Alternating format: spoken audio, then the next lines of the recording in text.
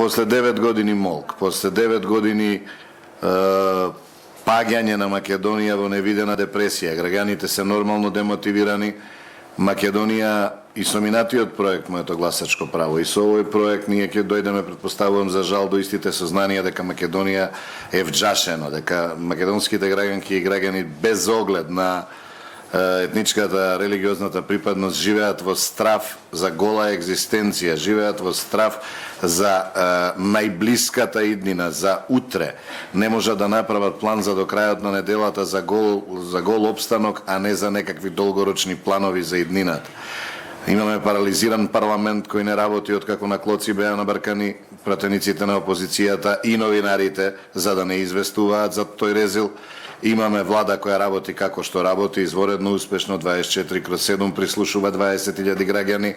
Имаме институции на системот кои се максимално партизирани и ставени во погон на една владеачка структура, нема да речам дури ниво служба на една цела партија, туку на една клика која владее со државата, и затоа ниедна амбиција не е преголема. Од проста причина што Македонија ја користи, ајде да не бидам патетичен, последната шанса, ама една од последните шанси да се врати во својата стара приказна за успешната балканска приказна.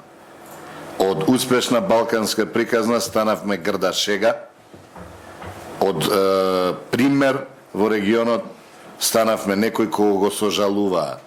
Значи делува преамбициозно, меѓутоа едноставно нема друг избор. Македонија мора да се врати на патот кон демократизацијата за да обстане како држава, а граѓанките и граѓаните на Македонија имаат многу едноставен избор.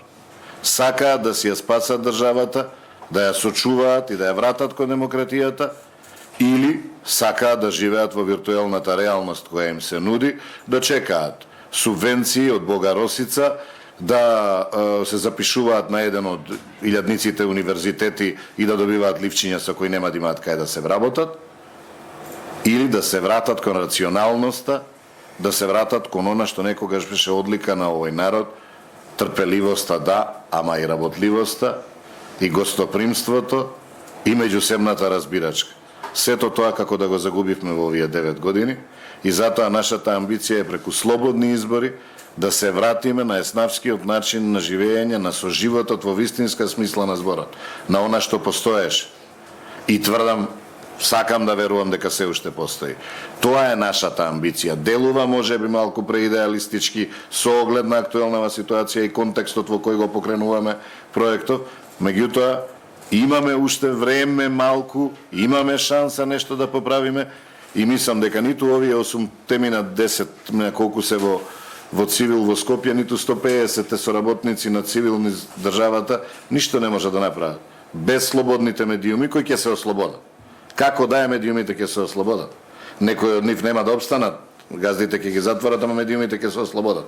Тоа е природен процес кој мора да се оствари со соработка со колегите од ослободените медиуми, со зајакнетата свест на граѓанките и граѓаните дека мора да се изборат за својата иднина и за иднината на идните поколенија на оваа држава.